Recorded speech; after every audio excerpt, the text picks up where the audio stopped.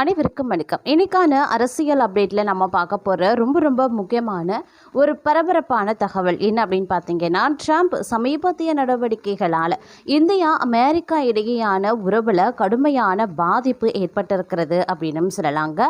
அது மட்டும் இல்லாமல் ட்ரம்ப் சமாளிக்க இந்தியா செய்த செயல் அப்படிங்கிறது அனைவராலும் பரபரப்பாக பேசப்பட்டு வருகிறது அப்படின்னு சொல்லலாம்.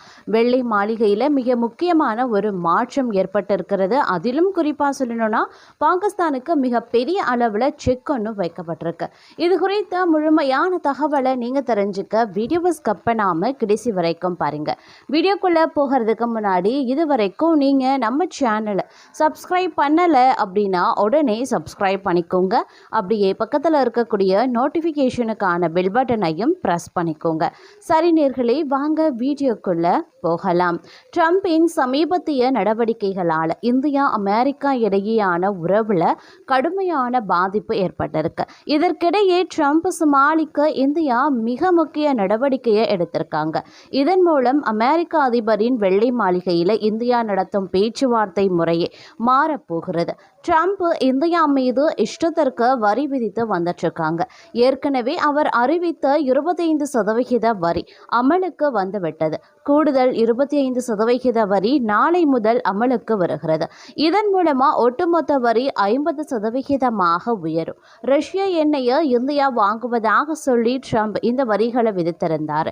ட்ரம்ப் இது போல இஷ்டத்திற்கு செய்யும் செயல்களால் இந்தியா அமெரிக்கா உறவு கடுமையாக பாதிக்கிறது. இதற்கிடையில் இதை சமாளிக்க இந்திய தூதரகம் அமெரிக்காவில் தன்னுடைய 2வது லாபி நிறுவனத்தை ஒப்பந்தமும் செஞ்சிருந்தாங்க. இந்த நிறுவனம் அமெரிக்காவில் இந்தியாவுக்காக லாபிங், ஊடக உறவுகள், சமூக ஊடக வியூகம் மற்றும் விளம்பரம் போன்ற சேவைகளை வழங்கும் அப்படின்னு தெரிவிக்கப்பட்டிருந்தது. இதற்காக இந்திய தூதரகம் மெர்க்குரி பப்ளிக் அயர்ஸ் நிறுவனத்துடன் ஆகஸ்ட் 15 முதல் 3 மாதங்களுக்கு ஒப்பந்தம் போடப்பட்டிருந்தது.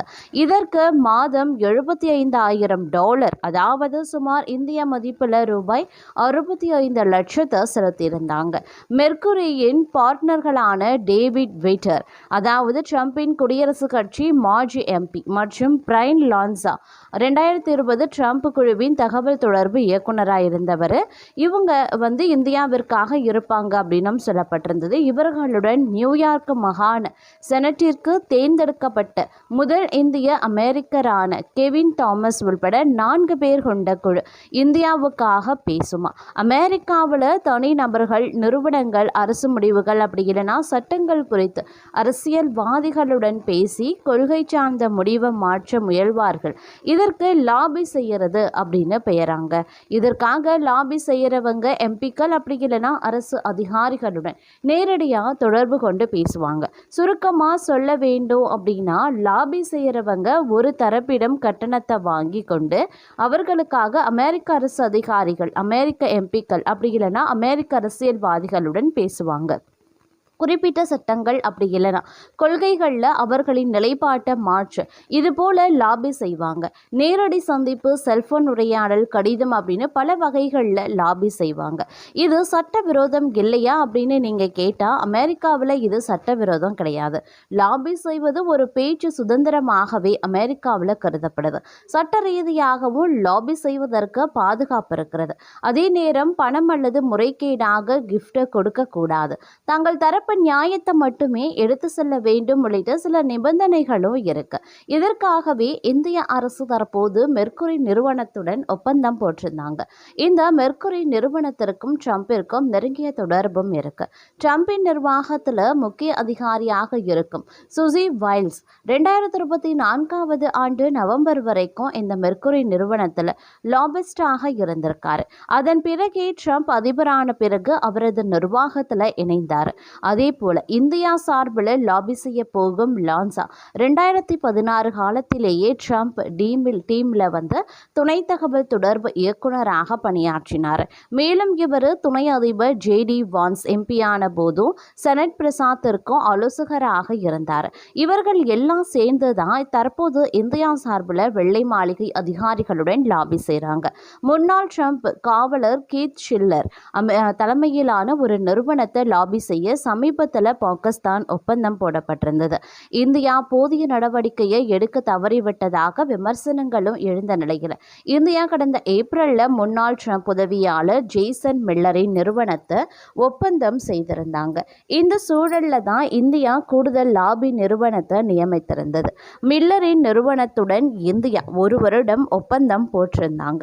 இதற்கு மாதம் 150 லட்சம் டாலர் அதாவது 1.3 லட்சத்தை இந்தியா கட்டணமாக செலுத்துச்சு. இந்த சூழல்ல தான் 2வது லாபி நிறுவனத்தையும் இந்தியா நியமித்திருந்தாங்க. அதே நேரம் வெவ்வேறு பணிகளை செய்வதற்காக 1க்கும் மேற்பட்ட லாபி நிறுவனங்கள் ஒப்பந்தம் செய்யப்படுவது அப்படிங்கிறது அமெரிக்காவில் விளக்கமானது தான் அப்படின்னும் குறிப்பிடப்பட்டிருக்கிறது அப்படின்னும் சொல்லலாம். இந்த நிலையில் பார்த்தோம் அப்படின்னா உக்ரைன் போர் விவகாரத்திலையும் பார்த்தீங்கன்னா அமைதி ஒப்பந்தத்தை எட்ட முடியல அப்படின்னு அமெரிக்க அதிபர் ட்ரம்ப் கடும் அதிருப்தியிலையும் இருக்காராம். இதற்கிடையில் இந்த போர் விவகாரத்தில் அமெரிக்கா உக்ரைனுக்கு மறைமுக அழுத்தத்தை கொடுக்க ஆரம்பிச்சிருக்கு. இதனால் ரஷ்யாவுக்கு எதிராக போரிடுவதால் பார்த்தோம் அப்படின்னா உக்ரைனுக்கு பின்னடைவு ஏற்பட்டிருக்கிறது அப்படின்னும் சொல்லலாம். அது மட்டும் கிடையாதுங்க. உக்ரைன் ரஷ்யா இடையிலான மோதல் கடந்த 3 ஆண்டுகளாக தொடர்ந்து நடந்து வந்துட்டுருக்கு. இந்த மோதல் தொடங்கிய சமீபத்தில் இருந்தே உக்ரைனுக்கு அமெரிக்க ஆயுதங்களை கொடுத்து வந்திருந்தாங்க.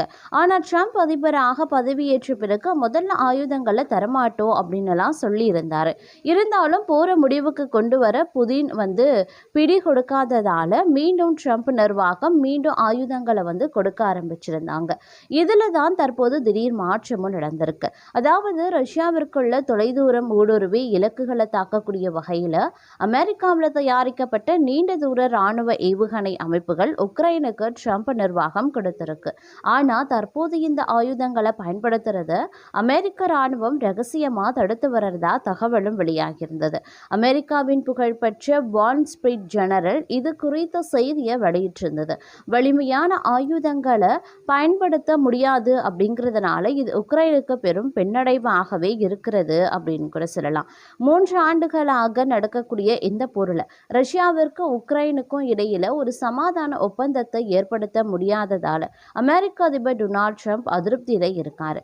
இந்த நேரத்தில் அமெரிக்க இராணுவம் இது போன்ற கட்டுப்பாடுகளை விதிப்பதாக வெளியாகக்கூடிய தகவல் முக்கியமானதா பார்க்கப்பட்டும் வருது. கடந்த ஆகஸ்ட் 15ஆம் தேதி ட்ரம்ப் புதின் இடையே உச்ச மாநாடு நடந்தது.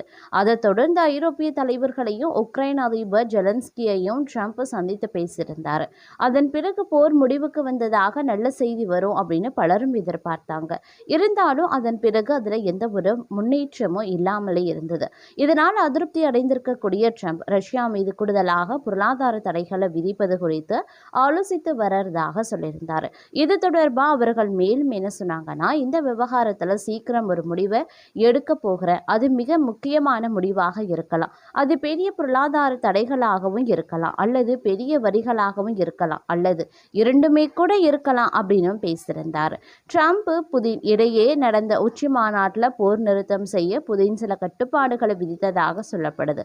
குறிப்பாக சில பிராந்தியங்களை ரஷ்யாவுக்கு ஒப்படைக்க வேண்டும், நேட்டோவில் இணையக்கூடாது உள்ளிட்ட கட்டுப்பாடுகளை புதின் விதித்திருந்தார்.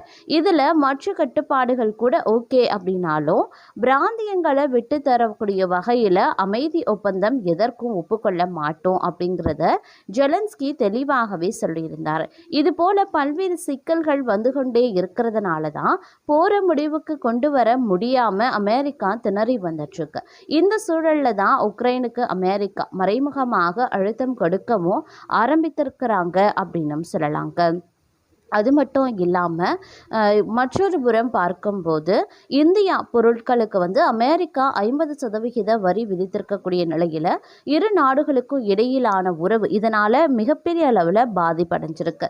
இதனால் இரு நாட்டு வர்த்தகம் பாதிக்கப்படும் அப்படின்னு அஞ்சப்படுது. இதற்கிடையே அமெரிக்கா மீதான வரி தொடர்பாக சில முக்கிய கருத்துக்களை சொல்லியிருக்கக்கூடிய அமெரிக்க துணை அதிபர் JD வான்ஸ் உக்ரைன் போர் அப்படிங்கிறது முடியும் என்ற தகவலையும் பகிர்ந்திருக்கிறாங்க. அதாவது அமெரிக்க அதிபர் ட்ரம்ப் உலக நாடுகள் மீது இஷ்டத்துக்கு வரிகளை விதித்திருக்கிறது அனைவருக்குமே தெரியும். அப்படிதான் ரஷ்யா கச்சா எண்ணெயை வாங்குவதாக சொல்லி இந்தியா மீது ட்ரம்ப் வரி விதித்திருந்தாரு. அதுல 25% வரி செயல்பாட்டிற்கு வந்துவிட்ட நிலையில ஓரிரு நாட்கள்ல கூடுதல் 25% வரி அமலுக்கு வருது. இது இரு நாட்டு உறவை கடுமையா பாதிச்சிருக்கு. இதற்கிடையில வரி தொடர்பா அமெரிக்க துணை அதிபர் ஜேடி வான்ஸ் சில முக்கிய கருத்துக்களையும் சொல்லியிருந்தாரு. அதாவது ரஷ்யா உக்ரைன் போரை முடிவுக்கு கொண்டு வரவே இந்தியா மீது 50% வரியை விதித்திருக்கிறதாகவும் இதன் மூலம் ரஷ்யா மீது பொருளாதார அழுத்தத்தை உருவாக்க முடியும் அப்படின்னு ஜேடி வான்ஸ் தெரிவித்திருக்கிறாரு. அது மட்டும் இல்லாமல் உக்ரைன் போர் தொடர்பாக சமீபத்தில் தான் ட்ரம்ப் புதின் இடையே நேரடியாக சந்திப்பு நடந்திருக்கு. இந்த சந்திப்பு நல்ல விதமாக போனதாக சொன்னாலும் கூட இதுவரைக்கும் போர் முடியலை. இந்த தற்காலிக பின்னடைவுகள் இருந்தாலும் கூட உக்ரைன் போரை முடிவுக்கு கொண்டு வர அமெரிக்காவால் முடியும் அப்படின்னு வான்ஸ் நம்பிக்கையும் தெரிவித்திருக்காரு.